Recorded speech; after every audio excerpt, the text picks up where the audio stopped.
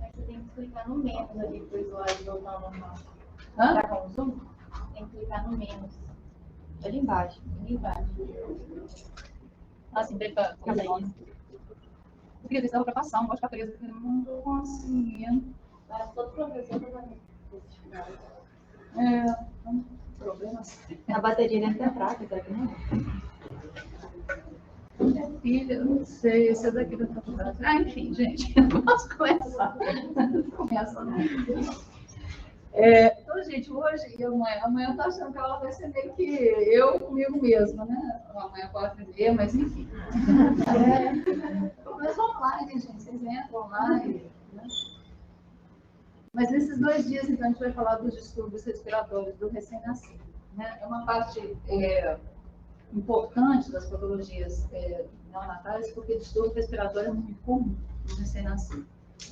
Então, só para vocês entenderem como é que a gente dividiu, né, as 2 aulas, hoje eu coloquei assim as patologias. Na realidade, são basicamente 5 patologias que são mais comuns, que são específicas, né, do período neonatal, que a gente vai comentar um pouquinho sobre elas, o que elas acontecem, como que seria uma forma de prevenir, o tratamento específico daquela doença, que a gente vai comentar hoje.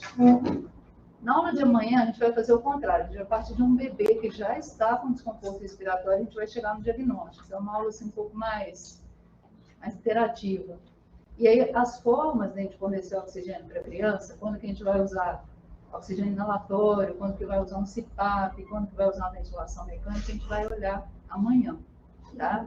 Quando que a gente reconhece, quando que é um desconforto leve, moderado, grave, que tipo de oxigênio, como que a gente vai fornecer oxigênio, a gente vai ver amanhã. Então, aqui a gente vai, toda vez que está no distúrbio respiratório, é claro que a gente vai ter que fornecer oxigênio.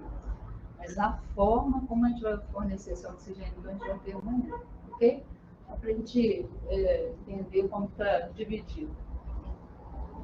O slide tem que passar de alguma forma, né? Deve ser por aqui. Então, o objetivo hoje é esse: conhecer as principais causas que levam a desconforto no período neonatal e conhecer a fisiopatologia do tratamento específico, né? Membranelina, surfactante, hipertensão pulmonar, óxido nítrico, a gente vai ver o tratamento específico que a gente viu hoje. E abordagem com relação, então, à forma de dar oxigênio, que a gente vai ver amanhã.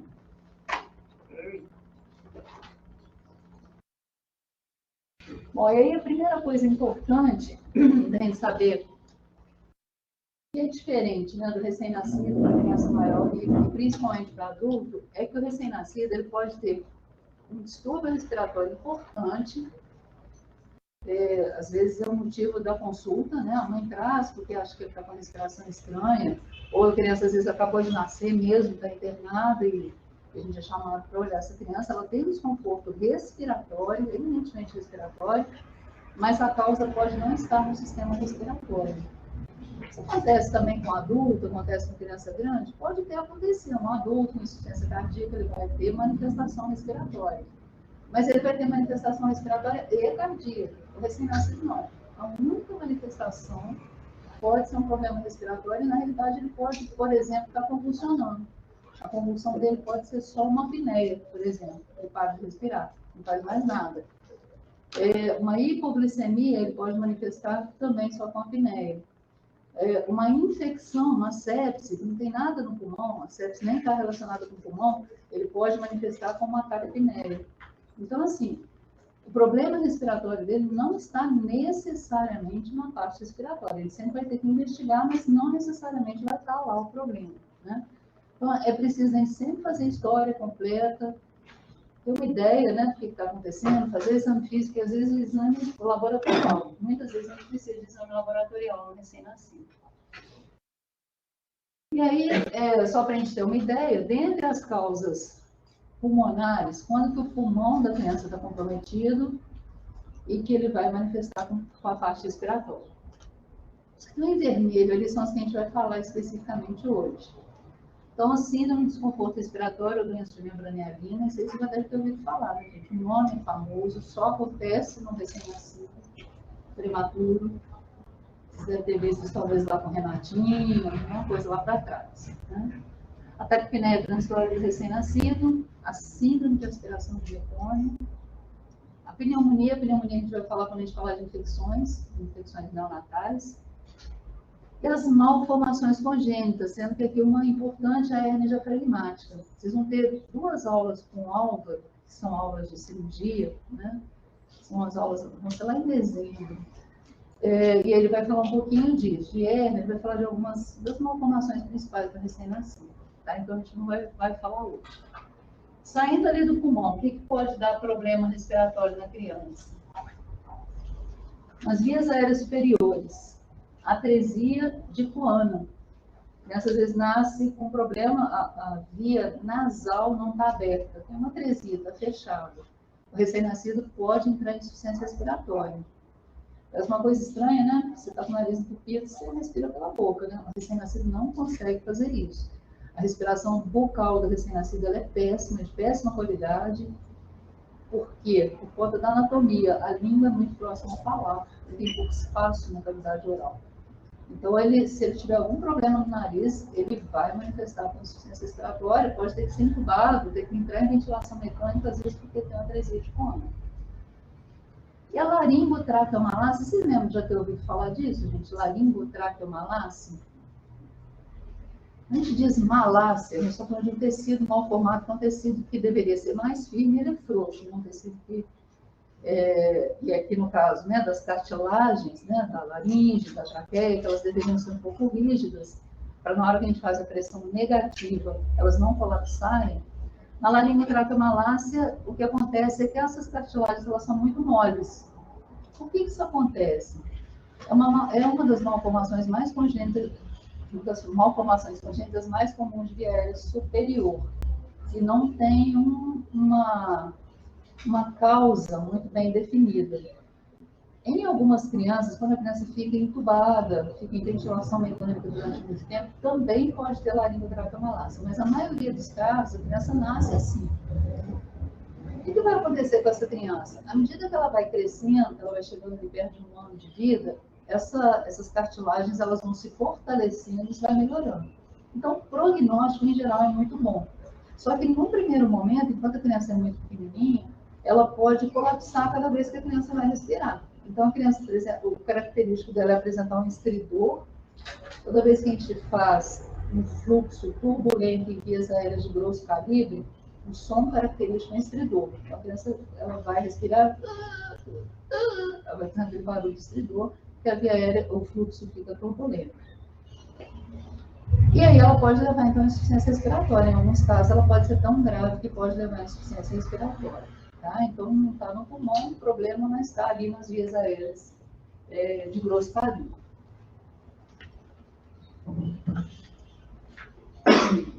Causa neurológica. Então, eu falei para vocês já, por exemplo, convulsão. Às vezes a única... Mas tá bem quente aqui, gente. A emoção não é só eu que estou sentindo. Estou me sentindo. Será que a gente tem um controle aqui? Nossa, gente, nessa sala aqui está destituída. Está esse, eu acho, é o Epson, é daqui de cima. Não é esse controle. Vamos aumentar o calor. Esperar que a temperatura baixe um pouquinho. Então, causas neurológicas. As convulsões, que eu já falei, sedação excessiva.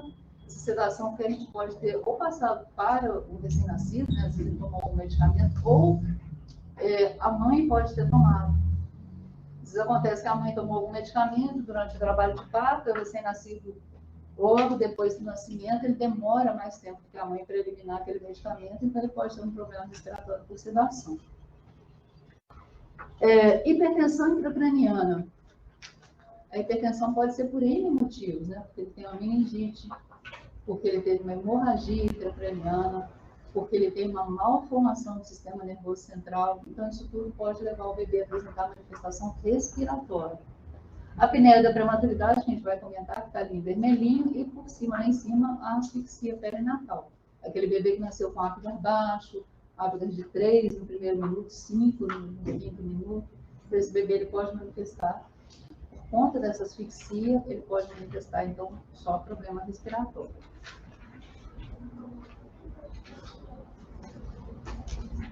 Os problemas cardíacos, né? A gente tem as cardiopatias congênitas, muitas delas podem manifestar só com desconforto, Resistência está na arterial, a criança fica cansada, aí tem sopro. Captação de aorta, às vezes não tem sopro, a criança desenvolve insuficiência cardíaca. A insuficiência cardíaca do recém-nascido é diferente do adulto, né? Ele vai manifestar principalmente com problema respiratório. Faz edema agudo de pulmão? Geralmente não. Então, ele manifesta de uma forma diferente, pode manifestar só com problema respiratório.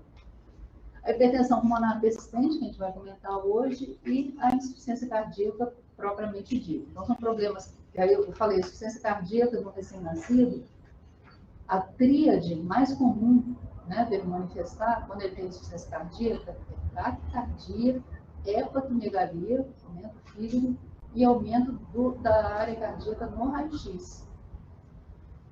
Então, ele pode manifestar nesse meio tempo com a taquipneia e a gente às vezes não percebe. Ele não vai fazer distensão venosa jugular, ele não vai fazer outras coisas que o adulto faz, ritmo de galope, não vai fazer nada disso. Aumenta a frequência respiratória, aumenta a frequência cardíaca, o fígado rebate, ele está tendo raio-x no aumento. Então, ele pode ser bem sutil a manifestação de insuficiência cardíaca. E causas diversas, né?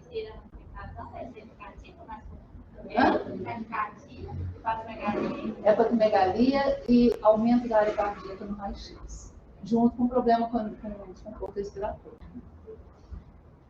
E aí as causas diversas. Tanto aí, a gente falou bastante da hipotermia no primeiro dia, lembra, gente? O recém-nascido que fica hipotérmico, ele faz hipotermia, para ele tentar manter a manutenção de temperatura corpórea, para ele é mais importante que a respiração.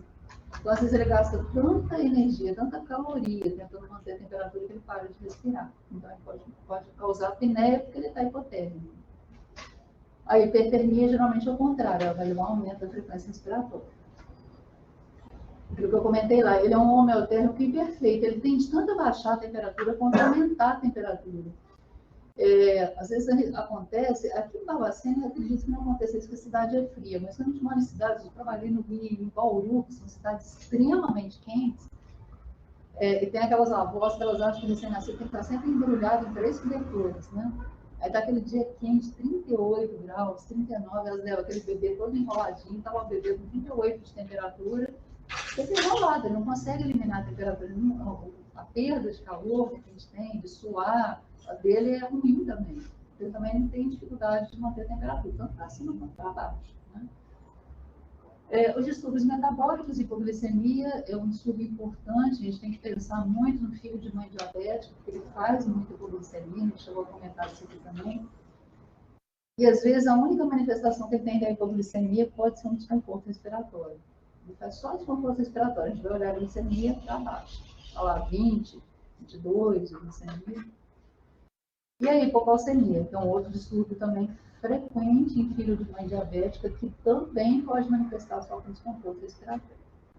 E as causas infecciosas, sepse, a gente vai ter depois uma aula só de infecções, a enterocolitis necrotizante, que é uma infecção intestinal grave, pode manifestar também só com desconforto respiratório. Deu para entender, gente, que o recém-nascido realmente, quando ele tem desconforto respiratório, você fala assim, tem um bebê que ele está com respiração estranha, está respirando muito rápido, está com retração, o que pode ser? Você estuda aqui, tudo, qualquer coisa. Então, a gente precisa da história, porque esse bebê é o quê? É prematuro, não é? Como é que ele nasceu? A mãe teve infecção? A gente tem que começar a rastrear. Aquilo que eu falei na primeira aula, a gente acha que o bebê que acabou de nascer, ele não tem história, porque ele acabou de nascer, mas na realidade ele já tem 9 meses de história, né? Um pouquinho menos se ele nascer prematuro. Né? Deixa eu começar com a síndrome de desconforto respiratório ou doença de membrana hialina. Esse nome, gente, doença de membrana hialina, ele acabou que ele ficou consagrado pelo uso. Então, a gente que lida no dia a dia, às vezes congressos, você vai falar doença de membrana hialina. Mas é um nome que ele está absolutamente inadequado hoje em dia. A gente sabe que ele não é um nome adequado para essa situação. E aí ela passou a se chamar, então, síndrome do desconforto respiratório do recém-nascido. Tá? Por que ela acontece? A etiopatogenia básica dela é a imaturidade do pulmão. Então, é uma doença basicamente do prematuro. Uma doença basicamente do prematuro. Significa que um recém-nascido a termo nunca vai ter membrana hialina? Vocês já aprenderam que nunca em medicina nunca está certo, né? Porque, na realidade, quando a gente fala de doença de membrana hialina, a gente está falando de uma patologia em que falta surfactante. E a gente tem algumas situações muito específicas e muito raras que mesmo uma criança termo, ela pode ter um surfactante adequado, mas são situações muito raras de acontecer. O básico da membrana hialina era acontecer em prematuro. Então a gente falou assim, nasceu um bebê prematuro de 30 semanas, ele está com desconforto respiratório. A primeira coisa que a gente tem que pensar é em membrana hialina, a doença característica do prematuro. Tá? Então essa imaturidade, e a imaturidade, tanto do ponto de vista anatômico, a gente comentou lá na primeira aula, né? Vai durante a gravidez, vai ocorrendo o amadurecimento do pulmão, né? Então, dependendo da época que o bebê nasce, ele não tem ainda muito alvéolo. É uma época que a gente não consegue fazer uma interferência muito grande em termos de tratamento, né? Mas dependendo da época, a gente consegue já fazer algum tratamento adequado. Só para a gente lembrar um pouquinho, gente, o surfactante pulmonar, ele começa a ser produzido a partir mais ou menos lá da 20ª semana, metade da gravidez. 20 semanas que é quando começa a aparecer lá os alvéolos, naquela época que o pulmão está começando a aparecer os primeiros alvéolozinhos, começa a ser produzido surfactante. Só que essa produção, inicialmente, em quantidade muito pequena e com na realidade, o surfactante ele é uma substância que ela é constituída de uma parte proteica e uma parte lipídica, uma substância lipoproteica. E a composição de proteínas e lipídios ela vai modificando durante a gestação. Então, ele só vai estar em quantidade adequada e com a composição adequada quando chega mais próximo do termo, geralmente ali depois de 35, 36 semanas. Então, no início, a quantidade de surfactante é muito pequena. E qual que é a função dele? Para a gente, de uma forma assim, bem fácil de entender, o surfactante representa exatamente o que o talco representa na luva. Né? Se a gente pegar uma luva, você tira a luva, tira sem colocar nada, a luva vai grudar, né, nas paredes, ela colada.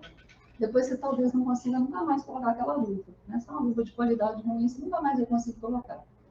Mas se você coloca talco dentro dela, aí ela não cola as paredes, porque o talco ele vai fazer exatamente o papel do surfactante.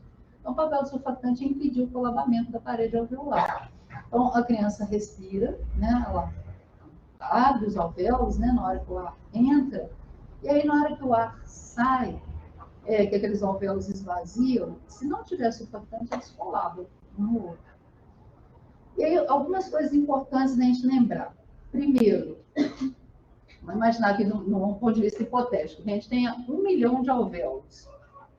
Os alvéolos nossos, eles não insuflam sempre do mesmo jeito. A gente vai ter alguns alvéolos que vão insuflar mais do que outros, né? Uns ficam ali meio no repouso. Quando eu faço uma inspiração muito forçada, a gente usa todos. Então, no recém-nascido, a mesma coisa. Então, o que vai acontecer com essa criança? A criança que não tem surfactante. Ela nasce, aí o pulmão está preenchido de líquido. Lembra disso? Está preenchido de líquido. Aí o ar entra, aí aquele líquido começa a sair. Aí o alvéolo enche de ar. Na hora que a criança vai expirar, aqueles alvéolos que ficaram com menos ar, eles já começam a colapsar. Então, essa criança que tinha lá 1 milhão de alvéolos, vamos imaginar que ali já uns 100 mil já colapsaram na primeira expiração.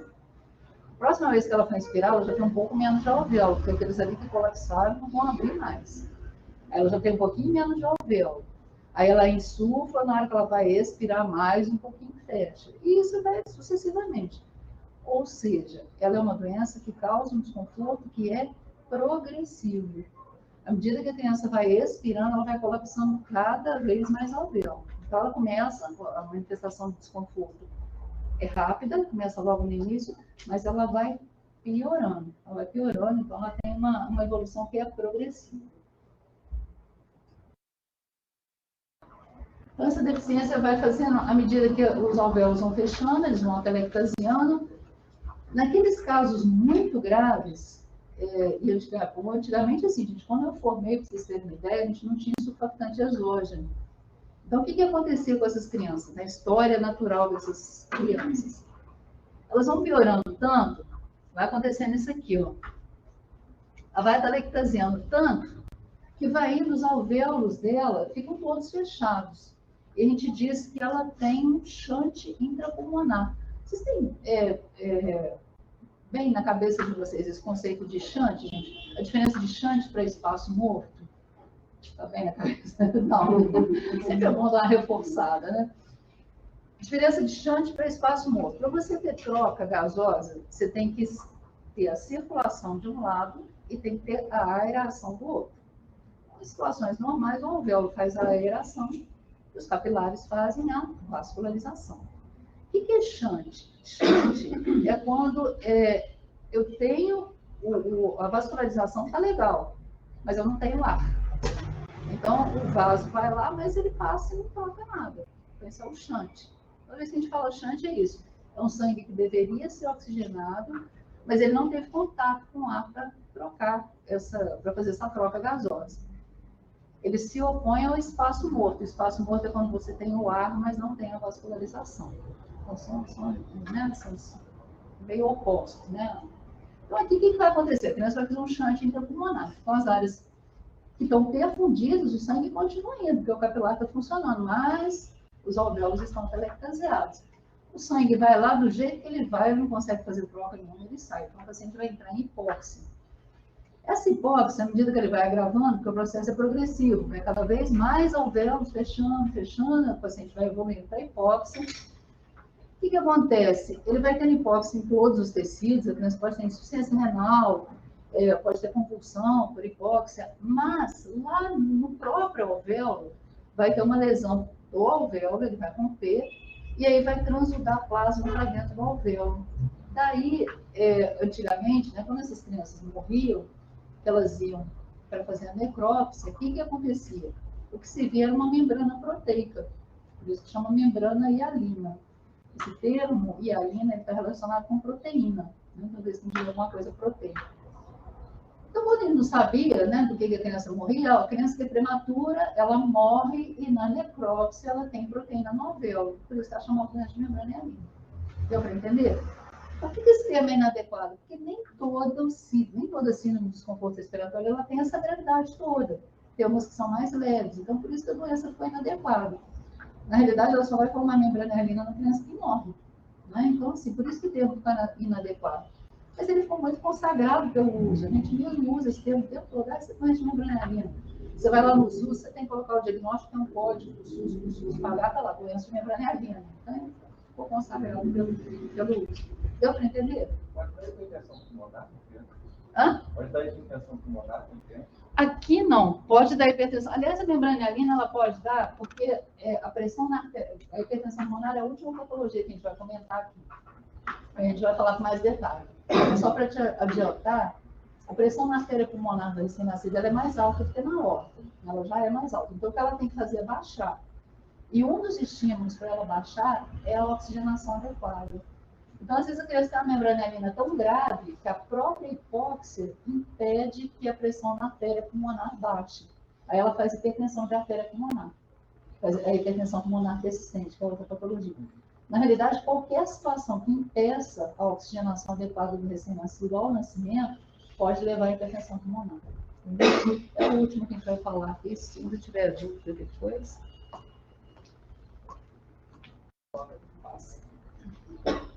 No final do dia, eu estou toda torta de tentar passar isso aqui. Então, gente, a epidemiologia é inversamente a idade gestacional. Quanto mais prematuro, maior a probabilidade de se perder de membrana hialina. Né?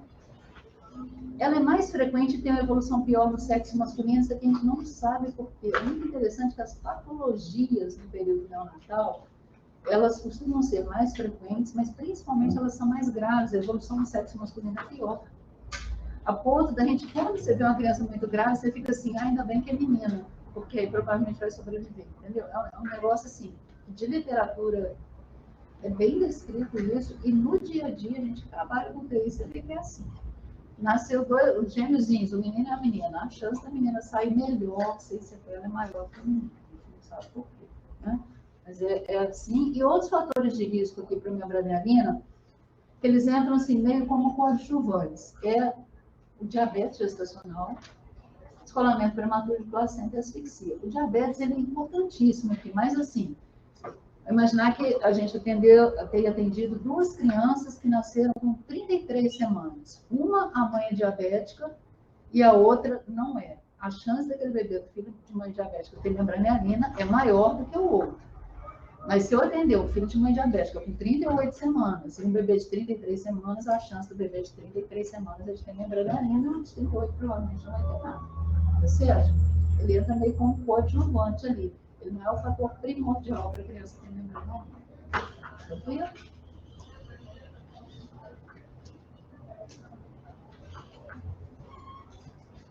E aí, o quadro clínico, gente, a gente entendendo, eu gosto sempre a gente explicar como é que é a doença, porque a gente não decora, né? Entender o quadro clínico. Ela tem uma progressão que ela vai acontecendo ali nas primeiras horas. Ela tem um pico de incidência em torno de 24, 48 horas. E aí, depois, ela pode chegar até 72 horas, depois ela tende a melhorar. Uma coisa muito interessante, eu já atendi muitas crianças, a gente falava assim, se vocês perguntarem nos pais de vocês, os avós, eles provavelmente vão falar isso. A gente falava assim para a mãe, se o seu bebê sobreviver nos primeiros 2 ou 3 dias, ele tem grande chance de sobreviver. Porque ele tinha que passar o período da membrana. Ele tinha que passar. Antes, quando a gente não tinha tratamento, ele tinha que vencer esse período. Então, quando a membrana não era muito grave, ele dava conta de passar. E aí a chance dele sobreviver realmente era muito grande. Todo mundo, eu acredito que vocês já tenham ouvido falar de alguém que nasceu prematuro, que fica na caixinha de sapato, com conta-gotas. Você já deve ter ouvido falar disso, né, gente? Sempre tem uma história assim. Não, um bebê que não fez membranelina. Se fizesse membranelina, não tem caixa de sapato e conta-gotas que dê jeito. Não tem jeito. Ele realmente evolui com insuficiência respiratória. Então, a insuficiência progressiva. Agora, uma outra coisa, gente. O parto é um estímulo para a produção de surfactante. O parto é um estímulo, não importa a idade gestacional. Então, se nascer um bebê, por exemplo, de 27 semanas, um bebê bem prematuro, se esse bebê não desenvolveu membranelina nas primeiras horas de vida, quando ele chegava no 4º dia de vida, e aí ele começou a ter um desconforto respiratório, tem chance de ser membranelina? Não tem. Ela começa, ele pode até no 4º dia estar gravíssimo e morrer por causa da membranelina. Mas ele começou, na hora que ele nasceu, foi piorando, piorando. Quando chegou na 4º dia, estava no máximo da pior. Mas ele nascer bem e começar o desconforto lá no 3º, 4º dia não acontece. Porque a partir do momento que ele nasceu, o organismo dele vai começar a produzir surfactante em quantidade adequada. O grande problema é que depois que colabou, o alvéolo colabou, é igual a história da luva. Colaram as paredinhas da luva, o talco não adianta mais. Entendeu? O grande problema do surfactante é esse. Você não consegue fazer a abertura, fazer o descolabamento de um alvéolo que já colabou com o surfactante. Ele não tem essa função. Como é que a gente vai fazer isso? Com pressão positiva, e aí com todo o risco. É igual a luva. Pode acontecer da luva você estourar ela.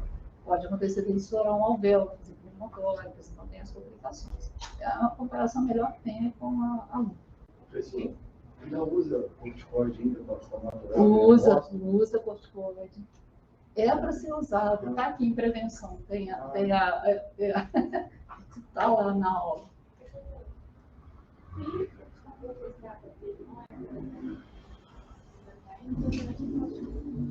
No 4º dia, após um desconforto respiratório, geralmente é infecção. Começou no 4º dia. A gente vai vendo, né, as patologias. É porque recém-nascido realmente é um ser à parte, né? Parece mais medicina, mas ele tem as características dele. O corticoide é padrão para todos os casos, só para maternidade? Só para gestante que tem possibilidade de nascer prematuro. Gestação múltipla, a mãe tem algum problema, né? Às vezes a mãe, por exemplo, tem uma doença cardíaca, que você sabe que ela não vai conseguir levar a gestação inteira, aí a gente usa o corticoide na mãe. São situações muito específicas. Ou às vezes ela entrou em trabalho de parto, até uma pessoa saudável, mas entrou em trabalho de parto, a gente começa o corticoide prematuro. E aí os sinais, gente, isso aqui também a gente vai falar um pouquinho mais especificamente amanhã. A criança manifesta desconforto com 5 sinais.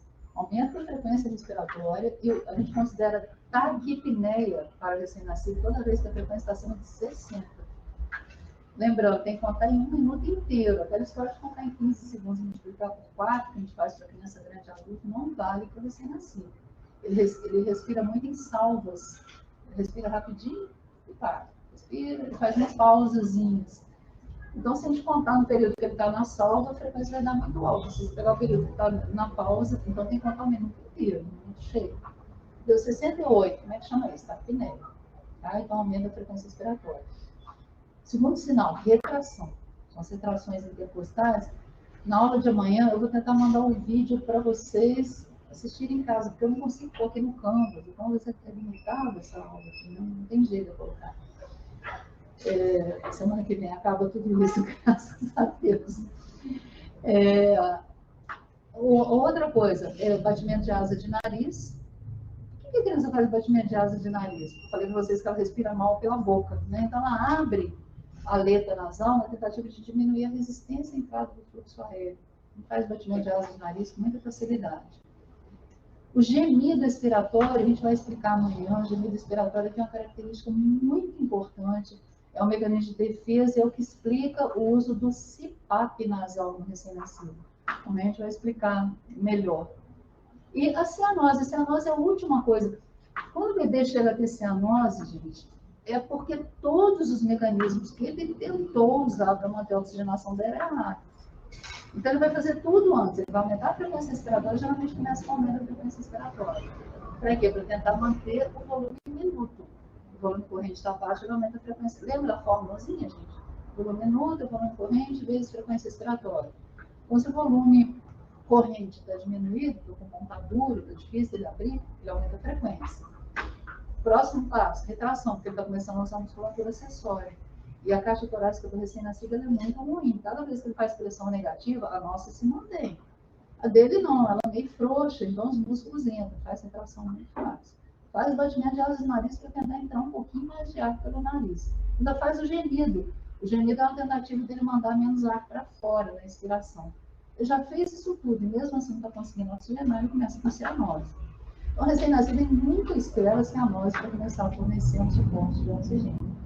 Quando a gente dá oxigênio, eu coloquei oxigênio nesse bebê porque está cianótico. Você já perdeu o tempo. Eu deveria ter começado antes, né? Já passou da hora. As alterações radiológicas, o raio-x da membrana hialina, a gente diz que é o padrão de vidro moído. Interessante agora com o Covid, que foi esse negócio de vidro fosco, no nosso caso da membrana hialina. Por quê? É um padrão retículo granular. É como se a gente estivesse enxergando no raio-x a telectasia alveolar. Né? Você está tendo comprometimento dos alvéolos. E ela pode ser desde muito leve, um comprometimento muito leve. A gente brinca que só neonatologista vê isso. Às vezes um clínico vai olhar, mas esse raio-x é normal. A gente olha e não, isso aqui tem membrana hialina. Ele é muito leve. Né? À medida que vai progredindo, ele pode ficar tão grave a ponto da criança ficar com o pulmão completamente esbranquiçado, e aí você já não sabe mais o que é pulmão, o que é coração. Você não consegue mais ter a noção da área cardíaca. Eu coloquei uma foto na aula de amanhã, tem uma membrana hialina que é grau 4, tem uma classificação em graus, né, uma classificação radiológica, que ela não tem muita significância clínica. Mas, assim, só para a gente ter uma ideia, desde o leve, que é aquele que é praticamente normal, até o grave, que a gente realmente não sabe mais o que é coração. Você olha aquele raio-x todo branco, parece que a criança não tem pulmão, porque está tudo atelectasiado, né? Inchante mesmo, só tem vascularização, não tem ar, né, no pulmão. Então, seria o mais grave, né? Alteração característica. O que eu coloquei? Eu já esqueci. Lá, esse aqui, ó. Só grau 4. Certo? A impressão é que a criança não tem nem pulmão, né? O aspecto retículo granular.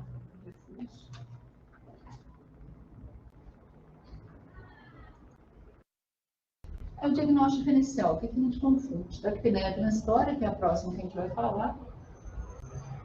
Pneumonia, o germe causador de pneumonia mais comum que a gente tem no recém-nascido é o Streptococcus beta-hemolítico do grupo B.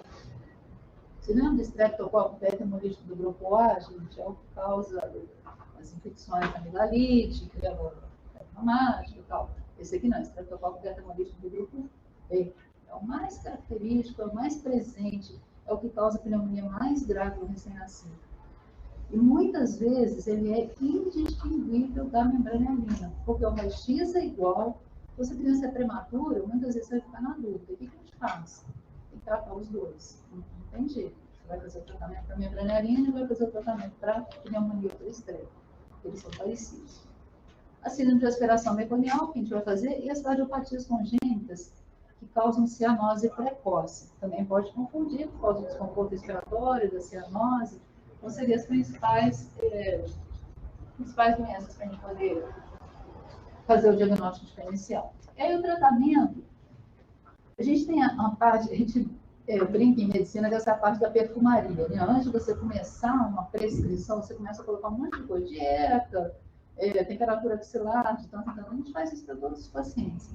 Mas aqui, em neonatologia, isso na realidade ele é tão importante quanto o tratamento mesmo.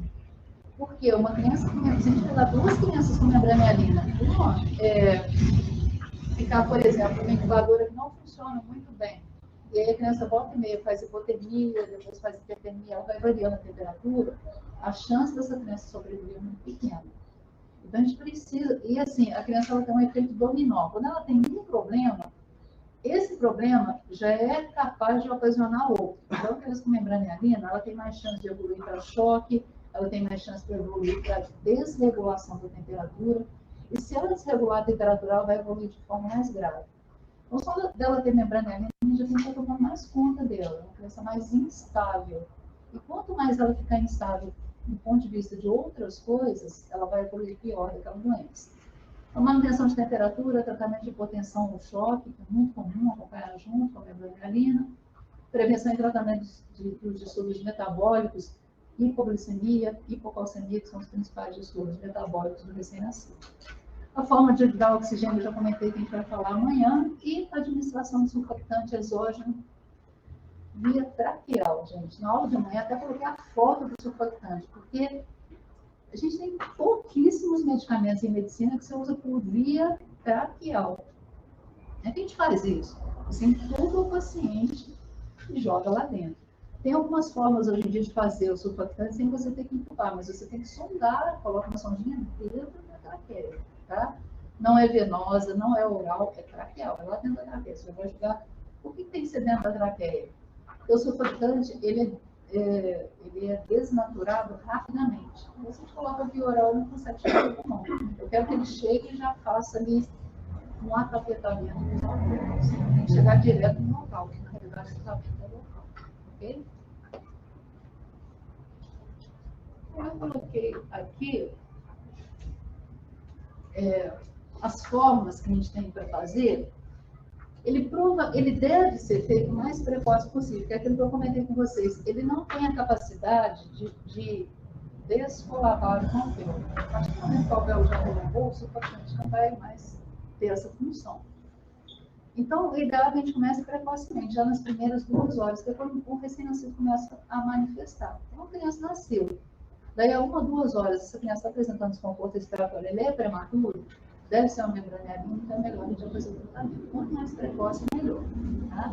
E essa dose de surfactante, ela pode até ser repetida.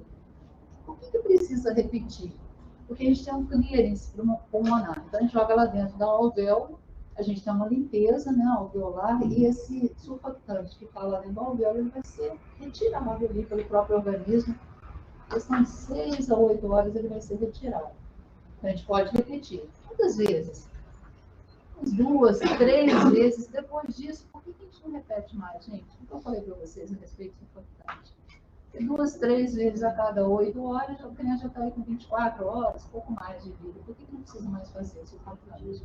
Não adianta ter que fazer duas coisas. Uma, porque não adianta mais. Se ela estiver muito colabada, às vezes a gente recebe uma criança que já está com 4 dias de vida, ela está com membrana hialina horrorosa. Adianta fazer surfactante?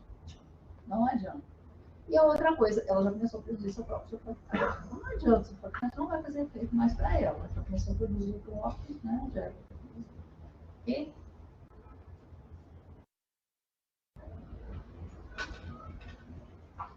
E aí a prevenção, que é isso que a gente comentou.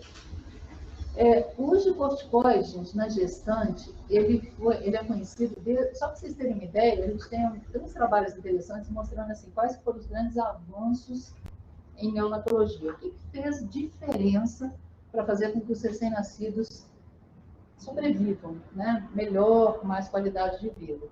Eles vêm colocando desde a década de 60, 70, que foi quando descobriram esse papel do corticoide.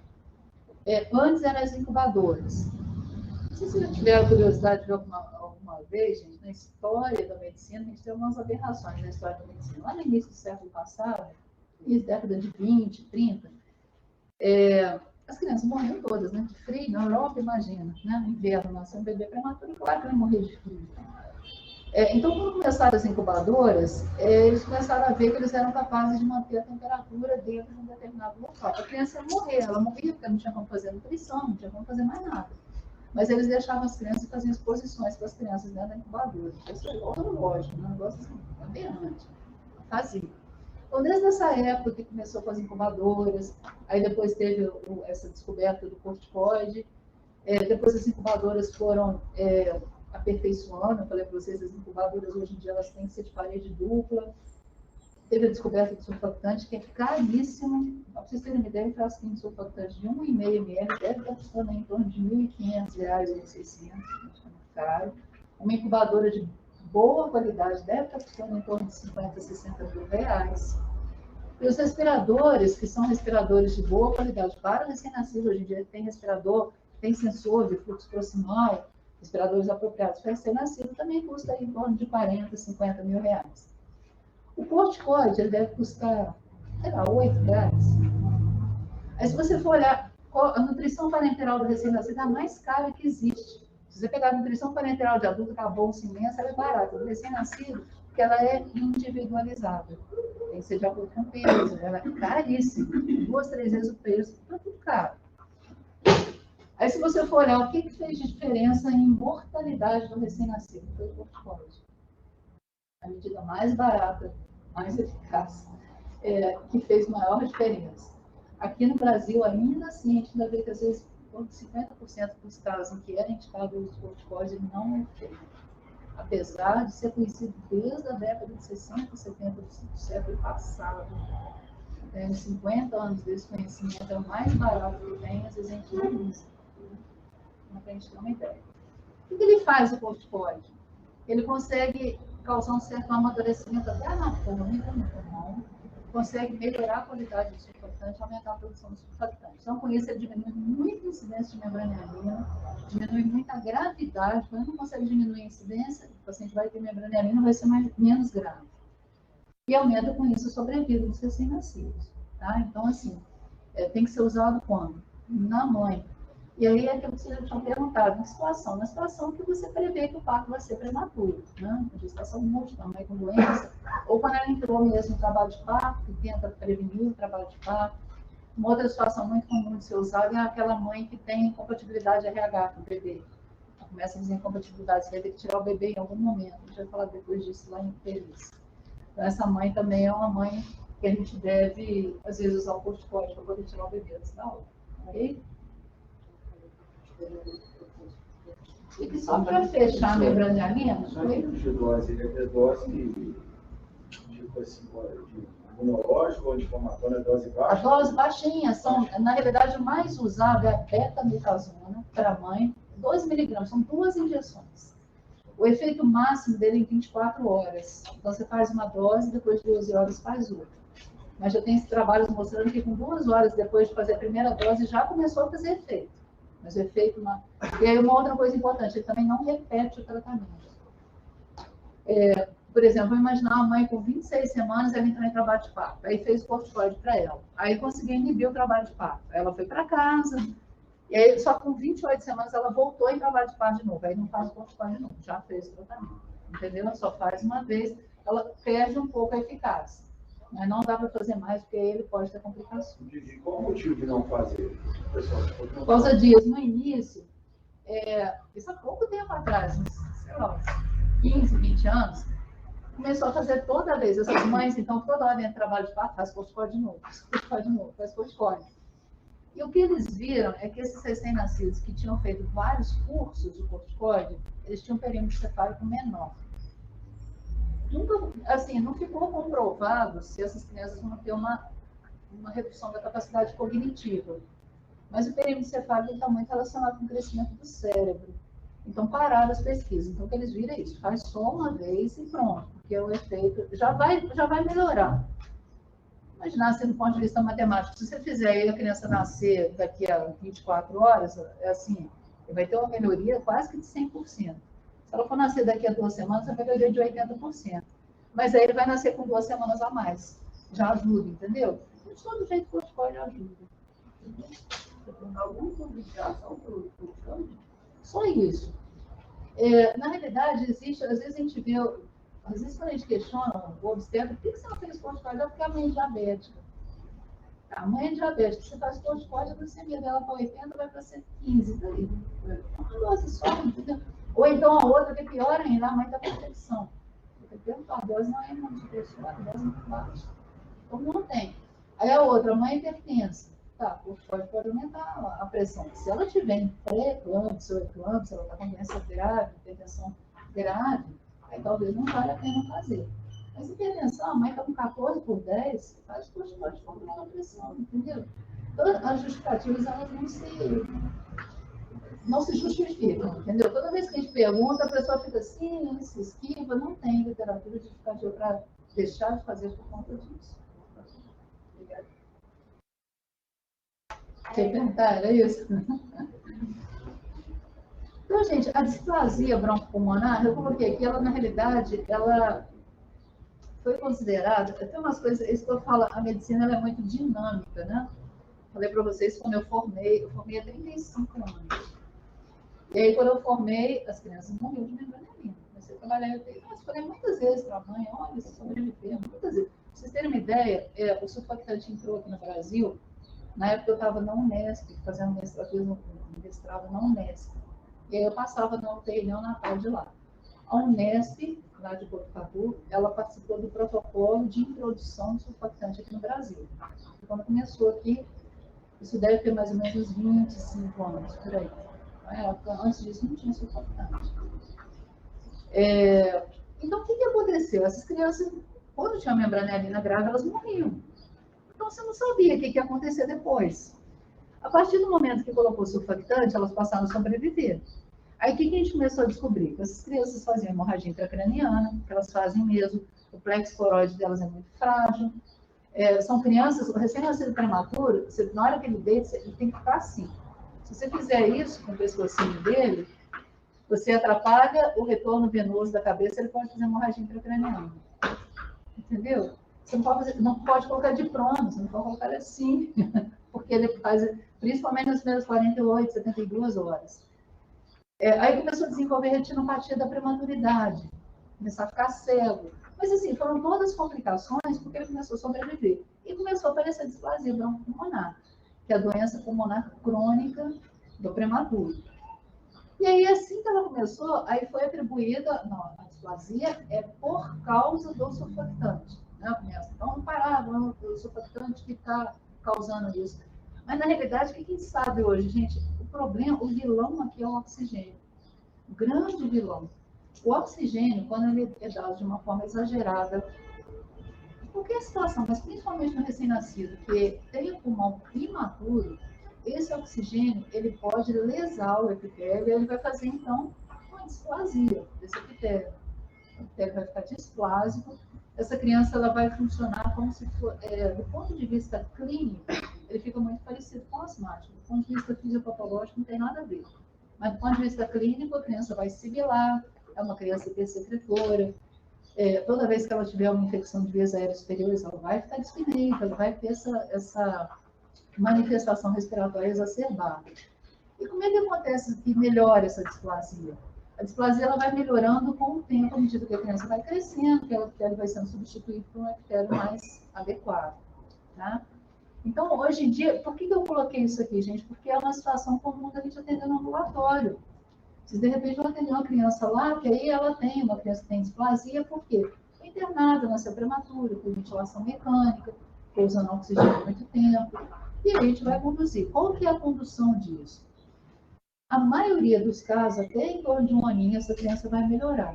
Né? Vai melhorando, porque o EPEG vai sendo substituído, mas tem crianças que têm displasia muito grave, que a criança acaba evoluindo para óbito pela displasia. É uma doença que a gente, por enquanto, ela está em fase de aumento. Quanto mais prematuros a gente vai sobreviver, maior vai ser a incidência de displasia pulmonar. Até que a gente consiga descobrir uma forma de tentar prevenir, que a gente, por enquanto, não sabe. A gente tem vários tratamentos. Toda doença que tem muito tratamento, é porque, na verdade, a gente não sabe o que tem para tratar. Né? E se é uma doença que tem um tratamento único, aquilo ali resolve, para que eu vou usar outros? Né? Então, a gente usa diuréticos, usa um monte de coisa, mas nenhum deles tem evidência de que realmente ele melhora. Tá? Melhora geralmente vai ser com o tempo. Não, vai melhorando geralmente em torno de 1, 2 aninhos, ela vai melhorar. Ok? Tranquilo, gente. Você chegar lá no posto de saúde, uma criança com displasia bronco-pulmonar, você já pode perguntar isso. Tem ventilação mecânica, usa oxigênio mais tempo, como é o motivo. Tranquilo, gente. Membrana hialina, deu para entender? Membrana hialina, eu acho que das 5 patologias aqui, talvez seja uma das mais... Ele é mais significativo, né, para neonatologia, porque ela só existe no recém-nascido. Nenhuma outra faixa etária vocês vão ver o estudante de membrana. Né? As outras também, mas a membrana é muito característica. Né? Recém-nascidos prematuros têm pensamento mesmo. Da penetra na história do recém-nascido. Essa aqui eu comentei um pouquinho lá na primeira aula. Lembra que eu falei do líquido, gente? Que atrasa a saída do líquido. A criança, dentro do útero, o pulmão está cheio de líquido. Ao nascimento, esse líquido tem que sair. Uma parte sai pelas vias aéreas, mas ele vai sair principalmente na hora que a criança respira, empurra aquele líquido que está ali para dentro dos capilares. Essa é a principal forma de eliminar o líquido. Então, o que acontece na taquipneia? Existe um atraso nessa eliminação do líquido. Então, a criança que é para eliminar lá nos primeiros movimentos respiratórios, algumas crianças demoram a eliminar esse líquido. E aí ela vai manifestar como? Apresentando desconforto respiratório. Isso aqui, gente, dá uma confusão nas provas. É só pensar, taquipneia, frequência respiratória aumentada. Eu falei para vocês que o principal desconforto que a criança apresenta é o aumento da frequência respiratória. Transitória, porque ela é uma doença auto-limitada. Ela para, é um atraso, mas a criança vai eliminar o líquido. Né? Então, ela é transitória e acontece no período neonatal, no recém-nascido. E aí ocorre por causa desse edema pulmonar, né? Transitório. O pulmão fica duro. Imagina o pulmão que era para ser aquele órgão que insufla e retrai, só que ele está cheio de líquido, ele está pesado, está mais difícil, né? Então, aumenta a frequência respiratória, tá? Pode apresentar os outros sinais que eu falei, retração, pode apresentar, mas eles chamam de taquipneia porque geralmente a taquipneia não é tão grave. Ela costuma ser um distúrbio mais leve do que a membrana hialina, por exemplo. Principal fator de risco. Quando a gente pensa em taquipneia? Parto cesáreo eletivo. Qualquer que seja o motivo. Fiz parto cesáreo para não nascer no feriado, igual comentei hoje em dia. Fez parto cesáreo porque a criança tem uma hérnia diafragmática, tem que fazer cirurgia. Não tinha um motivo. Você tinha um motivo, mas a criança vai ter taquipneia, entendeu? Qualquer que seja o motivo. É porque a mãe está com hipertensão grave. Tá? A mãe tem a síndrome HELP, vai ter que fazer aumento do risco da criança. Toda vez que tem parto cesáreo eletivo, a mãe não entrou em trabalho de parto, aumenta o risco de taquipneia transitória. É muito difícil a gente ter uma taquipneia transitória no bebê que nasceu de parto normal. Muito difícil. É uma exceção. Aquele negócio aqui, nossa, será que é só uma taquipneia transitória? Os outros fatores de risco, macrosomia, sexo masculino, né? Eu já falei, a sedação materna excessiva e trabalho de parto prolongado, mas aí também eles entram sempre como coadjuvantes, né? Bebê grande demais, aí costuma juntar tudo aqui, né, gente? Uma junção boa aqui, né? Bebê grande demais, geralmente menino maior que a menina, fez cesárea eletiva, porque a mãe não entrou em trabalho de parto, na hora de fazer cesárea, a anestesista deu a sedação demais para a mãe, junto isso tudo aí, pronto, vai dar na clínica. É uma doença, muitas vezes, iatrogênica, né? Uma iatrogenia provoca. Então, quadro clínico é uma taquipneia, né? Ela também começa precocemente, por isso que ela entra no diagnóstico diferencial ali com membrana hialina. Pode ter cianose, pode ter gemido, pode ter todas as manifestações. Só que os sintomas, geralmente duram 12, 24 horas, ela tende a melhorar mais rápido do que a membrana hialina, que ela é progressiva, ela vai piorando. Essa aqui não, ela vai ao contrário, né? Ela é regressiva. Vai tirando o líquido, ela vai melhorando aos pouquinhos. Então, a diferença dela principal é essa. As alterações radiológicas. Na hora que a gente faz o raio-x, a gente vê geralmente é infiltrado linear, né? Líquido mesmo, que é no pulmão. Pode ter um aumentozinho discreto de silhueta cardíaca. E o sinal mais característico da taquipneia é que o pulmão ele fica tão cheio, né? O pulmão fica com líquido, com muito ar, e acontece uma retificação dos arcos costais. Então, aquele arco costal que a gente vê, né, no adulto, aquele arco caído, né, no recém-nascido, às vezes ele fica retificado mesmo, consegue colocar régua no arco costal. É muito característico de taquipneia. Pulmãozinho ali tranquilinho, infiltradozinho discreto, então dá uma alteração muito importante, né? Nessa melhora progressiva. A melhora vai melhorando progressivamente. Às vezes a gente tem que dar o suporte. O grande problema do recém-nascido, quando ele tem desconforto respiratório, é essa coisa autolimitada. O que vocês imaginam de tratamento aqui, gente? Vocês fariam de tratamento específico aqui? Vocês conseguem pensar alguma coisa? Hã? Ele não tem tratamento. Às vezes a gente poderia pensar, se tem um diurético, que é líquido, mas não adianta, o diurético ele não vai tirar o líquido de dentro do pulmão. Não tem tratamento específico. Então, qual é a preocupação nossa? É só de eu fornecer um suporte respiratório, porque o problema do recém-nascido é isso, ele começa a ficar muito taquipneico, começa a usar musculatura respiratória, ele pode entrar em fadiga respiratória, e aí ele para. Entendeu? Esse é o grande problema. Porque aqui ela é autolimitada, não precisa tratar, mas eu tenho que dar um suporte respiratório. Então, a criança pode morrer de taquipneia? Pode. Se ela não tiver um suporte respiratório adequado, ela precisa de suporte. Só para ela tolerar aquele momento. O líquido ela vai tirar sozinha, a gente não ajuda em nada. Né? A gente até hoje em dia tem usado muito CPAP para. Não é para explicar CPAP, não entender isso. Ele dá uma forçada para sair o líquido. Mas, na realidade, a tirada do líquido aí é por conta da criança. Então, tem que dar um suporte, só para não entrar em fadiga. Entendeu? O CPAP aumenta a pressão respiratória final, né? E aí, isso ele dá uma forçada. A pressão dentro do alvéolo, ela fica maior. Então, quando ele tem que sair o líquido, ele extravasa. Então, o CPAP, hoje em dia, a recomendação é colocar o CPAP bem precoce. E aí, a criança ela vai forçando e tira aquilo ali. Realmente, a gente vê que melhora muito rápido. Mas, com 6 horas, a criança está feita.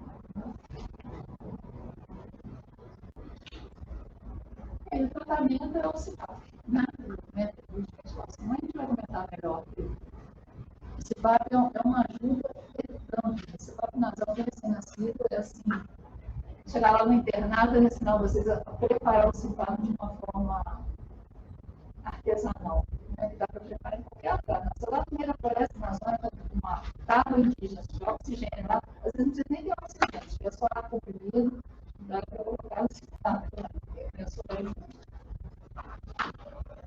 Tranquilo, gente, taquipneia não tem tratamento, tá? Só o suporte respiratório. Aí a outra das patologias importantes do recém-nascido é a apneia da prematuridade. Aí quando a gente fala apneia, a gente tem que definir. Então, taquipneia é a frequência respiratória acima de 60. E a apneia, o que é a apneia?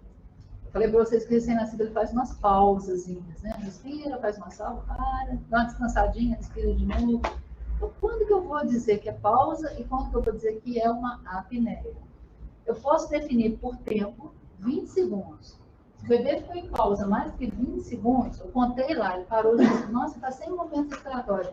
28 segundos sem respirar. Isso chama apneia.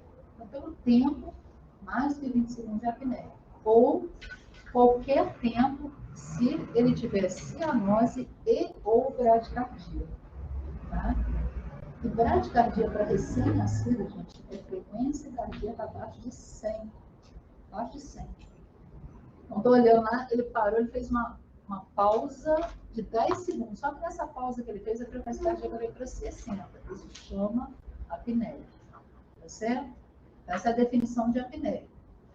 Então, estou examinando lá o bebê, ele fez uma apneia. O que significa apneia para mim? Apneia, gente, toda... Não passa. Acostumado com o meu, não passa. Toda vez que eu vejo um bebê em apneia, se vocês estiverem entendendo lá no posto de saúde, aí chega uma mãe lá com um bebê de 20 dias, recém-nascido, lembra? Recém-nascido até 28 dias. Ela vira para você e fala assim, eu trouxe ele aqui porque ele está ficando com a boquinha roxa de vez em quando. Você olha, está bem bonitinho. Aí na hora que vai examinar, aí você olha, ele faz uma pausa. Parou de respirar 12 segundos, só que nesse meio tempo ele fez uma apneia. O que você vai fazer com esse bebê? Internar imediatamente. Imediatamente. É grave? É gravíssimo. O bebê recém-nascido fazendo apneia é gravíssimo. Por quê? Pode estar relacionado com várias doenças graves. Ele pode estar convulsionando, lembra que eu falei? O problema respiratório pode ser um monte de coisa. Pode estar convulsionando, ele pode ter uma cardiopatia, ele pode estar com uma infecção gravíssima. Ah, mas ele está com febre. Não faz febre. Às vezes o único sinal é a apneia. Ele pode estar com uma hipocalcemia, porque ele tem um hipoparatireoidismo. Pode ser um monte de coisa. Então, o bebê precisa ser internado imediatamente, tá? Não pode ser causa neurológica. Aí, o que eu vou fazer? Vou internar, vou pedir os exames todos, pedir hemograma, descartar a infecção, ultrassom transfontanela, para ver se não sangrou a cabeça. Ah, não tem nada. Aí, esse bebê é prematuro. Ah, então deve ser apneia idiopática da prematuridade. Deu para entender, gente? A apneia idiopática da prematuridade é diagnóstico de exclusão. Ele vai acontecendo prematuro, mas mesmo prematuro, ele pode estar tendo apneia por outras causas. E eu preciso saber para poder fazer o tratamento adequado. Tá? Agora, se eu não descobrir nada, e cheguei à conclusão que a apneia é só pela prematuridade, ela pode acontecer por duas causas. Pode ser um distúrbio do controle, que aí é central. Não sei se vocês assistiram a primeira aula, eu falei para vocês, lá dentro do útero, o recém-nascido, ele faz os movimentos respiratórios, mas que não são contínuos, eles são intermitentes. Então, o bebê nasce antes da hora, o centro respiratório, às vezes, ainda não está maduro o suficiente para manter aquela respiração o tempo todo. Então, acontece principalmente durante períodos do sono, a criança, ela para de respirar, como se ela esquecesse de respirar. Ela para de respirar. Essa apneia é central. E ela pode ser obstrutiva. O obstrutivo é mais frequente ainda. O bebê está dormindo, ele dobra o pescocinho assim. Ele dobra, o que acontece? Se a gente dobrar o pescoço, para dormir, você automaticamente você vai virar. E a nossa traqueia, ela é fixa o suficiente para ela não dobrar. O recém-nascido não, a traqueia dele é fininha, principalmente se ele for prematuro. Na hora que ele dobra, ela dobra também. Aí ele faz a obstrução porque dobrou a via aérea. Assim. Aí a gente tem que posicionar. Coloca ele numa leve extensão na posição. E pode ser as duas coisas juntas. Ele esqueceu de respirar, relaxou e fez obstrutivo. Tá? O que a gente tem que fazer, gente? Na realidade, a apneia da prematuridade é considerada, a partir do momento que eu fiz o diagnóstico da apneia da prematuridade, não tem infecção, não tem hemorragia intracraniana, não tem cardiopatia, não tem nada. A apneia é só pela prematuridade. Ela é considerada uma imaturidade. Então, ela é considerada, porque o bebê nasceu antes da hora. Ele nasceu antes da hora, dentre as várias coisas que ele pode ter, tem a apneia. Ela começa geralmente ali entre o segundo e o sétimo dia de vida, geralmente terceiro, quarto dia, quando ela começa, né? E mais no prematuro, é lógico, né? Quanto mais prematuro, igual a membrana, quanto mais prematuro, só que ela começa depois, né? Mais tarde. E aí o tratamento pode ser só um estímulozinho cutâneo, a gente vai lá e mexe no recém-nascido, ele volta a respirar. Se for prolongado, às vezes a gente precisa ventilar mesmo com pressão positiva. Em termos de medicamento, a gente usa a cafeína. A cafeína ela tem uma ação interessante, a gente tem a cafeína venosa mesmo. Ela estimula tanto o centro respiratório quanto estimula o diafragma. Ela tem uma ação central e tem uma ação periférica. E o CPAP aqui é outra coisa, amanhã eu vou explicar melhor, né? O CPAP ele aumenta, né, a pressão no final da respiração e mantém um fluxo contínuo nas vias aéreas, o fluxo fica entrando e saindo o tempo todo. Então, aquela via aérea que é um pouquinho frágil, se eu tenho um fluxo constante ali, ela não tem momento nenhum que está sem passar ar, fica mais difícil dela colabar. Então, ele permite essa estabilidade das vias aéreas. Tá? O tratamento ela normalmente não piora o prognóstico. Se ela for atendida a tempo, a criança vai desenvolver normal, o prognóstico dela é bom. O problema é quando não é atendida. Porque se ele fizer a apneia e ninguém vê, a criança vai ir para óbito. Né? Esse é o problema. Às vezes o bebê nasce prematuro, aí você manda para casa, ele faz uma apneia em casa, quando a mãe está dormindo, ninguém vê, na hora que ela vai ver, já morreu. Morreu por quê? Porque ele fez uma apneia. Né? Se está dentro do hospital, está monitorizado, na hora que a gente vê, ele come muito prematuro, o tempo todo fazendo apneia. Gente, porque ele fez apneia, ele vai lá, acorde um, acorde outro, toda hora só faz apneia. Então, o tempo todo. Aí dentro do hospital, você fala, com o monitor, fácil. O prognóstico é bom. Tranquilo, gente, a apneia é tranquilo. Né? Não sei porque na prova dá tanta confusão da apneia com a apneia. São opostos, né? Síndrome de aspiração meconial. Essa aqui, das patologias aqui, gente, eu acho que é uma das piores da gente atender. Piores coisas. Lembra do que é mecônio? A gente comentou no primeiro aula. Mecônio são as fezes, né, do recém-nascido. Ela tem um aspecto bem pegajoso, uma coloração que vai do verde aí dessa cadeira, desde o músculo até preto, uma graxa, parece uma graxa. Né? Se a gente for olhar todos os nascimentos, até 5 a 15% dos nascimentos eliminam mecônio dentro do líquido amniótico. Tá? Só que a aspiração vai acontecer em 2 a 3% só. Por que dá essa diferença? Comentei com vocês na primeira aula que o bebê não respira dentro do útero. Ele não respira. Então, mesmo que tenha mecônio, às vezes a mãe tem infecção, o líquido amniótico está purulento, mas o bebê não respira. Ele não aspira aquele bebê. Tem envolto naquilo ali, mas não está entrando no pulmão. Então, o que faz a criança, de repente, respirar lá dentro? O principal motivo que faz a criança respirar dentro do útero é a asfixia. Se ela tiver algum grau de asfixia, e aí acontecem as duas coisas. Ela não só começa a respirar, mas ela pode liberar o esfíncter. Então, toda vez que a gente percebe que tem mecônio no líquido amniótico, a gente sempre já fica um pouco mais alerta. Por que ele tem mecônio no líquido amniótico? Porque eles estão pedindo você chegar um pouquinho mais perto da câmera para fazer o som. Aqui. Tá melhor? Eu sei o que acontece, a gente vai cansando de falar alto, né? Fica um pouco mais difícil. Esse vai também, sem microfone por mim. Do primeiro que eu estava apagando, vocês também vão ficar aqui. Ficar aqui.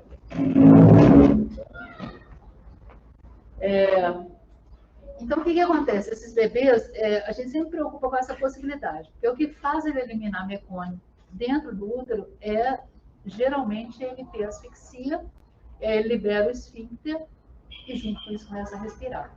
Então, precisa ter essa junção das duas coisas, né? O liberar o esfíncter pode acontecer, por exemplo, em parto pélvico, pode acontecer em algumas situações. Mas o respirar dentro do útero está relacionado com a asfixia. E aí, na hora que ele faz essa asfixia, ele respira e aí que vai dar o problema. Né? Ela vai acontecer principalmente naqueles bebês que são pequenos para a idade gestacional. Lembra da classificação, gente? Porque o bebê pequeno para a idade gestacional é aquele que ou a mãe tem uma insuficiência placentária, e aí ele é um bebê com asfixia. Ou a mãe tem algum problema, então é um bebê que tem asfixia. Ou ele tem algum problema. Então é aquele bebê que ele teve tempo para ganhar peso, mas não ganhou. É um desnutrido intraútero. Então é um bebê que tem grande chance de ter a aspiração de mecônio. E mais nos nascidos a termo e pós-termo até do que no pré-termo.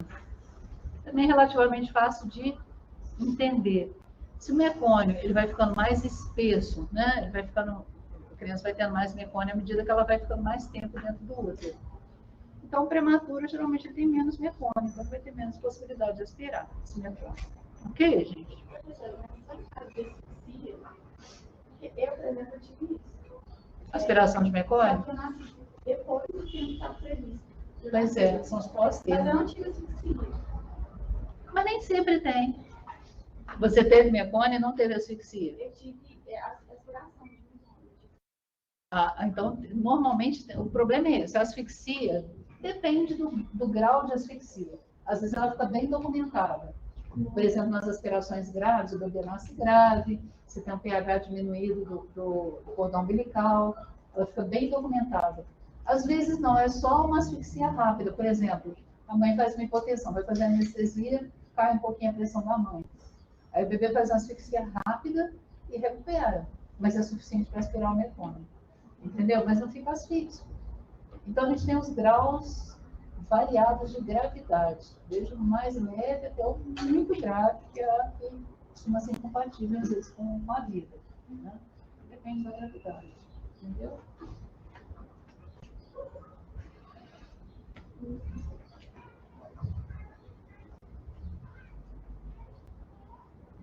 Bom, e aí a eliminação de mecônio, gente, ela...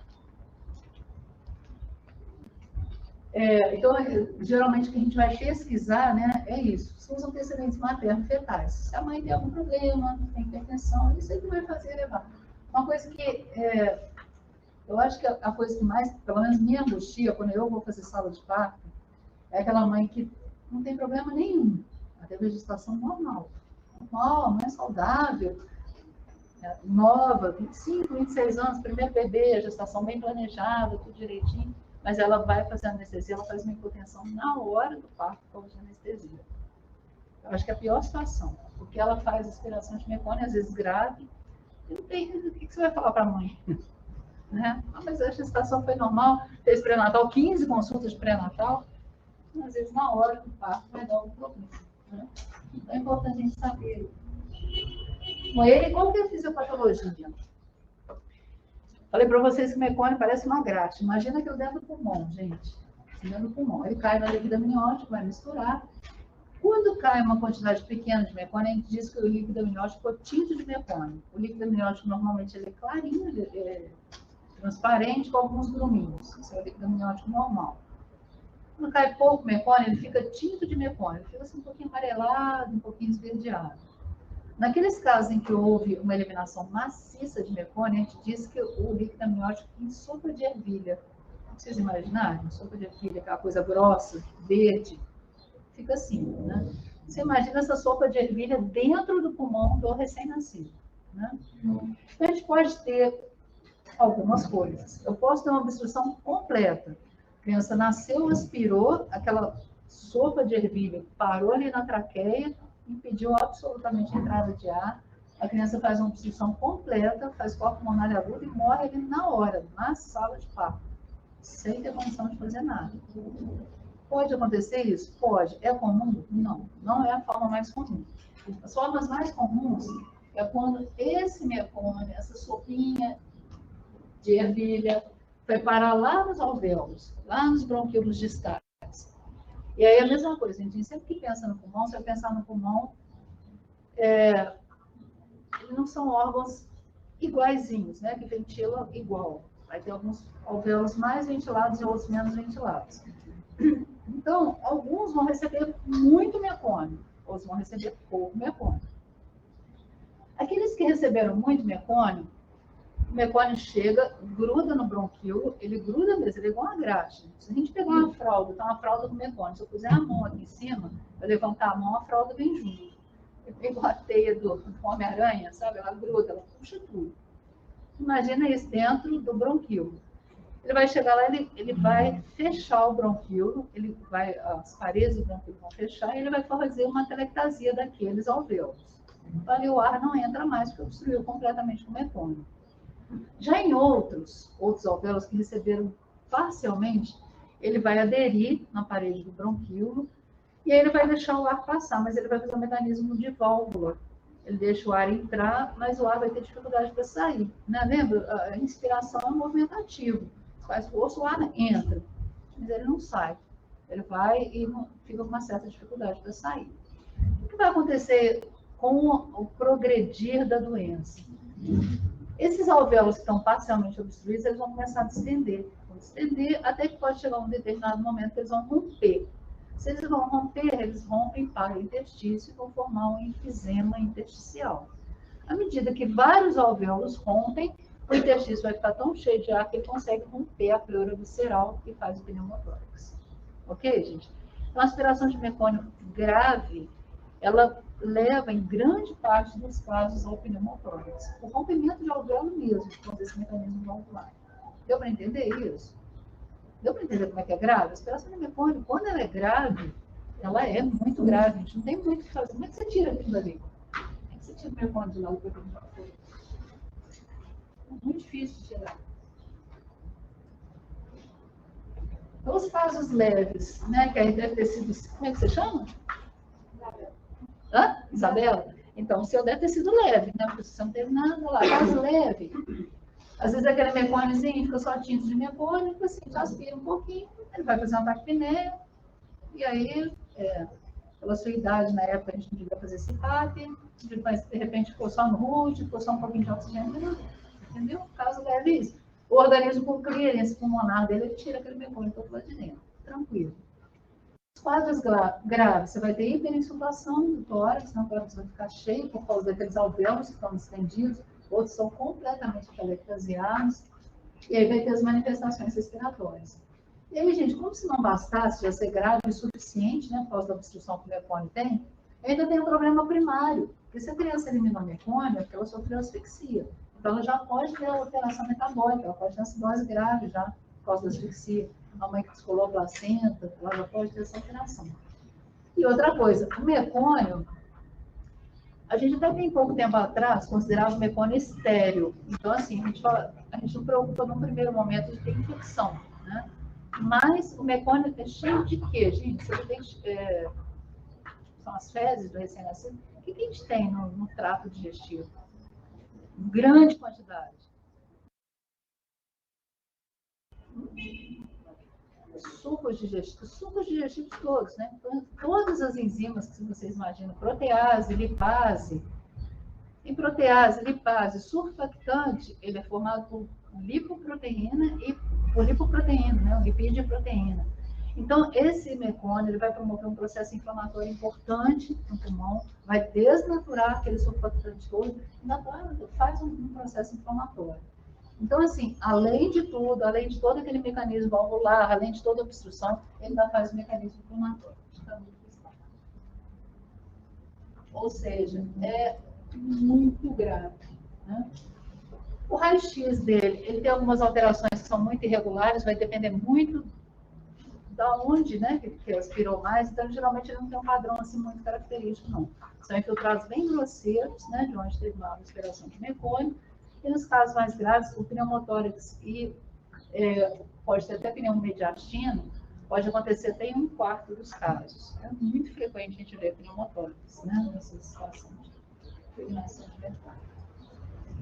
Tratamento, oxigênio. Os antibióticos, uma coisa importante da gente saber é isso, a gente não vai já admitir que o bebê está infectado porque tem mecônio dentro do pulmão. Mas ele vai fazer um processo inflamatório que vai favorecer a infecção, principalmente por gram negativo. Então, assim, no primeiro momento a gente pode, às vezes, até não usar antibiótico, mas tem que ficar rastreando essa criança que ela provavelmente vai ter infecção. Surfactante exógeno a gente pode fazer nos casos muito graves, mesmo o bebê a termo, por causa da desnaturação que o surfactante pode sofrer, e as medidas gerais mesmo, né? Temperatura, não deixar o paciente chocar, como eu falei, tem no recém-nascido, isso é importantíssimo. Ok, gente? Deu para entender a aspiração de mecônio? Eu tenho uma dúvida, essa asfixia que você falou, bebê dentro da barriga ou fora já? No caso específico da aspiração de mecônio, dentro da barriga. Porque depois que ele já saiu, aí ele já está livre para respirar. Então, a aspiração de mecônio ela acontece intraútero. Então, a asfixia é intraútero. Ele para de respirar e fica. Ele normalmente, o que faz o bebê respirar dentro do útero é a asfixia. Porque o movimento respiratório dele, ele não aspira nada. Ele faz esse movimento só com o tórax, mas ele não abre a glote. Isso normalmente. O que faz ele respirar mesmo a ponto dele aspirar o líquido amniótico? É a asfixia. Semelhante à asfixia. Aí ele começa a respirar mesmo, ele aspira, ele abre a glote e respira esse líquido, né? E aí, se tem mecônio, ele aspira o mecônio. Sempre vai ter mecônio? Então, não dá para dizer sempre, mas a asfixia, ela promove duas coisas. A abertura da glote com o movimento respiratório e a liberação do esfíncter. Então, a junção que geralmente acontece. Na hora que ele aspira, ele geralmente aspira, ele libera o mecônio e aspira. Entendeu? semana já tem mecônio ou desde 20 anos? Normalmente, depois, o bebê mesmo prematuro, ali por volta de 24, 25, ele tem mecônio, mas a mecônio vai ser em quantidade pequena, mas geralmente não vai ficar, a situação do mecônio prematuro, ela costuma ser menos grave, ela não faz esses quadros tão obstrutivos, porque o mecônio tem menor quantidade, né? Porque o mecônio vai sendo produzido no decorrer da gestação, à medida que a criança vai deglutindo, células de descamação, os fôneros, né, os pelinhos, e aí ela vai formando mecônio. Então, o prematuro tem pouco mecônio. Então, mesmo ele pode aspirar também, se ele fizer asfixia, ele vai abrir a glote, vai liberar o esfíncter, mas aí o mecônio geralmente vai ser fluido, entendeu? Então, não vai ter tanta complicação obstrutiva, entendeu? Mas aí você vai acompanhando isso, a consistência do mecônio no pré-natal, por ultrassons? Não, na hora do parto. Só Na hora do parto. Ah. Agora, um bebê que sofre asfixia, no pré-natal, ele tem que ter um motivo. Entendeu? Durante a gestação, ou é porque a mãe realmente tem algum problema, ou a placenta dela não é boa. Como é que a gente vai ver isso? No pré-natal, eu preciso ainda tomar coisa na obstetriz. No pré-natal, o que o obstetra faz lá no pré-natal? Ele ouviu a parte fetal. Se ele tem, durante os períodos, a mãe faz alguns períodos de contração. Se o batimento fetal se mantém constante, significa que provavelmente esse bebê não tem asfixia. Então, você tem alguns sinais que mostram que o bebê está em asfixia, entendeu? Pelo ultrassom com Doppler, se sabe se está um bom fluxo da uterina. Você tem alguns sinais para você saber se ele está em asfixia ou não. Agora, a presença do mecônio você identifica na hora do parto. Na hora que rompe a bolsa, aí você vai ver se tem mecônio ou não. Tranquilo, gente? Então, gente, só vou tentar passar por aqui. Agora, a última, que é a hipertensão pulmonar persistente, que alguém tinha perguntado aí. Então, a pressão, só para a gente lembrar, gente, a pressão na artéria pulmonar do feto, ela é alta. Ela é mais alta que a aorta, né? Ela tem uma inversão. Por que disso? Porque o pulmão está fechado, os capilares pulmonares estão fechados, não tem troca, o pulmão não está funcionando. O sangue, então, é todo desviado através do forame oval, né? Que é a comunicação entre o átrio direito e o átrio esquerdo, e através do ducto arterial. Lembra disso? Então, na primeira aula a gente comentou disso. Então, a pressão na artéria pulmonar é muito alta, a pressão na aorta é muito baixinha, até porque saem da aorta as duas artérias uterinas que vão para a placenta. A placenta não tem resistência nenhuma. A placenta tem tecido mole, é o tecido mãe mesmo, ela não tem resistência nenhuma. As artérias uterinas, a resistência vascular sistêmica dentro do útero é muito pequena. O que acontece quando essa hipertensão? Então, ao nascimento, a pressão na artéria pulmonar tem que cair e a aorta vai subir. Tá? Chega um momento que elas se equilibram, ali com 2, 3 horas de vida, e depois a aorta sobe, vai chegar a pressão na aorta do recém-nascido, geralmente acima de 60, essa história. 65, 70, né? Geralmente vai ser aí. E a pressão na pulmonar, abaixo de 25, aí vai cair, né? A pressão na artéria pulmonar cai. O que acontece quando você tem hipertensão pulmonar? Essa pressão não cai. A pressão na pulmonar não caiu, ela fica toda a vida alta. Então, ela pode ficar lá 65, 70, ela pode chegar, às vezes, a ficar próxima da aorta, às vezes até um pouquinho mais alta. Por que ela não cai? Qual é o problema? Né? Quando ela não cai, aquele forame oval não fecha, então não fecha a comunicação do átrio direito com o átrio esquerdo, e o canal arterial também, num primeiro momento, não vai fechar. Então, a criança acaba que ela mantém aquele padrão fetal depois do nascimento. Né? E aí, ainda é só depende se alguém está anterior ou forame oval, um ou outro. geralmente os dois ficam abertos. Geralmente os dois ficam abertos. Porque o que faz eles fecharem, para você ter fluxo, você tem que ter diferença de pressão. Mesmo, você tem que ter uma diferença de pressão. O forame oval, eu sempre penso nele como se ele fosse, você tem o lado direito e o lado esquerdo. O forame oval é como se fosse aquelas casinhas de cachorro, sabe que o cachorro entra de um lado mas não consegue, né? É mais ou menos aquilo ali. Na hora que a pressão começa a abrir os capilares pulmonares, que a pressão na pulmonar começa a cair, então a pressão na pulmonar está cá em cima e a aorta está aqui. Aí na hora que começa a abrir os capilares pulmonares, a pulmonar começa a cair. Aí você ligou o cordão umbilical, acabou a artéria uterina, então a aorta começou a subir. Quando elas igualam, o forame oval ele fecha, porque não tem mais diferença de pressão aqui.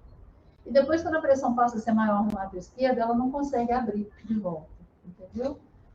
E o ducto arterioso, ele começa também a diminuir o fluxo, e aí a oxigenação, porque a criança começa a oxigenar melhor, o próprio oxigênio, ele é um estímulo para poder contrair. O ducto, inicialmente, ele faz um espasmo, ele fecha funcionalmente. Vai fechar anatomicamente por volta de 2 meses, ele deixa de existir, mas inicialmente só funcional, ele fecha, né?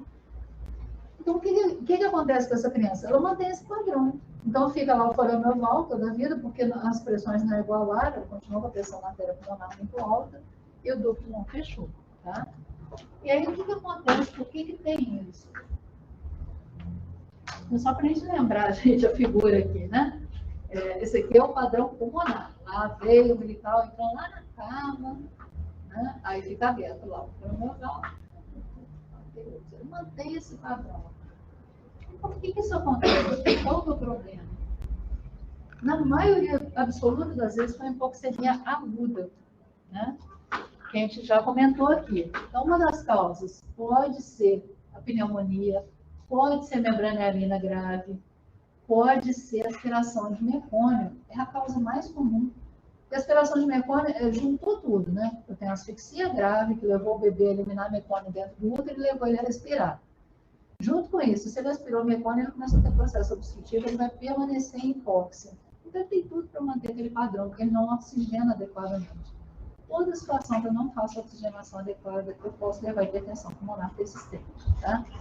Pneumonia grave, qualquer problema. Só que aí, gente, quando a hipoxemia é grave, a gente faz uma hipoxemia aguda, desculpa, os vasos, do ponto de vista anatômico, eles estão todos formadinhos, os capilares pulmonares estão todos bonitinhos, está tudo certinho, está tudo feito para funcionar adequadamente. Aí o problema é só de pressão, ele está muito fechado, ele era para abrir e não abriu. Então isso é mais fácil de eu resolver. Eu vou dar um medicamento para poder abrir, porque a anatomia está toda perfeita. Mas existem algumas situações, quando você tem hipóxia crônica intrauterina, durante a gestação, imaginar que a mãe teve uma hipóxia crônica, ou porque a placenta não é uma placenta boa, né? A placenta está mal formada. Mas uma coisa que a gente sempre tem que ficar de olho é isso aqui, o uso de anti-inflamatório não hormonal para gestante. O que o anti-inflamatório não hormonal faz? Ele fecha o canal arterial. Ele pode fechar esse intraútero. Se ele fechar o canal arterial intraútero, o bebê pode morrer intraútero, porque ele depende do canal arterial para poder manter a circulação. Se ele fecha o canal arterial, o pulmão pode ser todo inundado de líquido dentro do útero. O bebê pode morrer lá dentro do útero. Aí o que o organismo... Vamos imaginar que ela vai tomar uma dose de anti-inflamatório que não seja suficiente para fechar o canal. Mas o canal ele vai ficando mais contraído, vai ficando mais difícil passar o ar por ali. E a circulação começa a forçar o pulmão. O que o pulmão da gente vai fazer, gente? No primeiro momento, ele vai ficar mais vasoconstrito. Só que toda vez que a gente mantém uma pressão durante muito tempo, como é que o organismo da gente reage, gente? Ele começa a fazer hipertrofia da camada muscular das arteríolas. Né? Assim, ele vai hipertrofiando. Aí eu começo a ter um problema, que eu vou ter um problema anatômico. Enquanto o problema é só funcional, o vaso está formadinho, o capilar está bonitinho, mas ele só está contraído, é só dar um vasodilatador.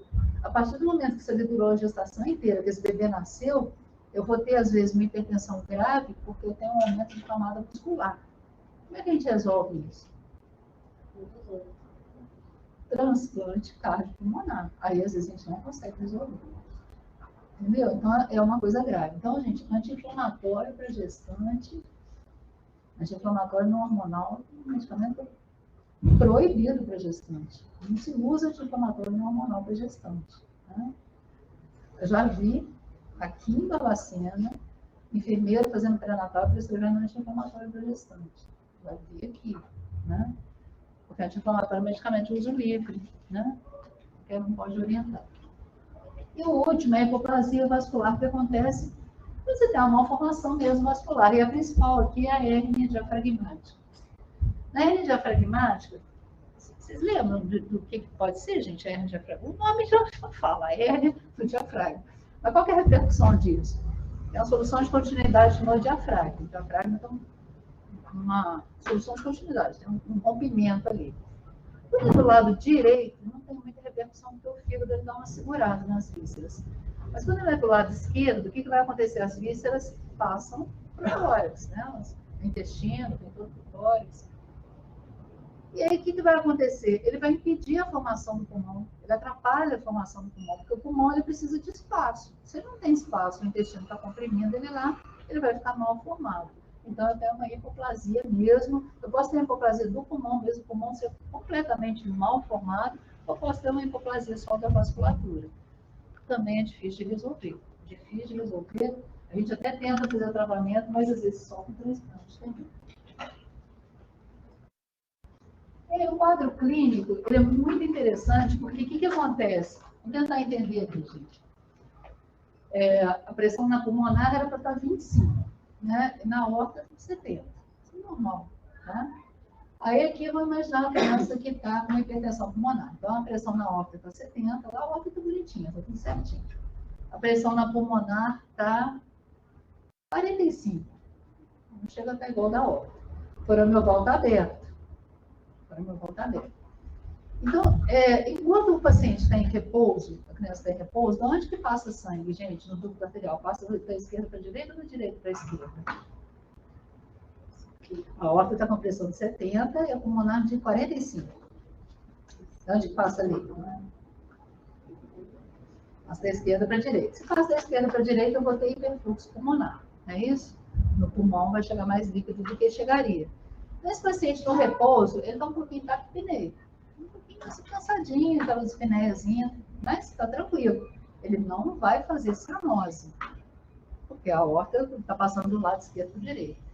Aí esse bebê começa a chorar. Começa a chorar porque está com fome. Na hora que ele começa a chorar, ele precisa que vá mais ar para o pulmão, aí ele aumenta, vai aumentar a pressão na artéria pulmonar. Tá? 45, ela chega a 70, 75, ela vai passar a aorta. Na hora que ela passa a aorta, aí o fluxo vai ser ao contrário. Vai ser da direita para a esquerda. Aí o bebê vai fazer cianose. Não é? Na hora que passa o fluxo, passa o ar, o sangue que está oxigenado. Então, o que chama a atenção na hipertensão pulmonar é isso aqui, é a labilidade de oxigenação. Aquele bebê que está ali internado, porque ele está com desconforto, eu estou pedindo os exames para tentar saber. Aí, e assim, qualquer coisa, a enfermeira vai trocar a fraldinha, ela levantou as perninhas dele, aumentou a pressão intra-abdominal. Aí ele começa a chorar, aí pronto, a saturação estava lá, 92, ela cai para 40. A saturação super baixa, aí o bebê, por hipóxia, ele começa a ficar agitado, começa a chorar. Aí ele vai ficando cada vez mais, até ele voltar para a situação de repouso. Essa labilidade emocional é característica da hipertensão pulmonar. Deu para entender, gente? Por quê? Então, qualquer manipulação do bebê. E aí, na hora que a gente vai fazer o raio-x, a não ser que tenha uma pneumonia horrorosa, o raio-x é normal. Não tem nada. Porque o problema é no vaso.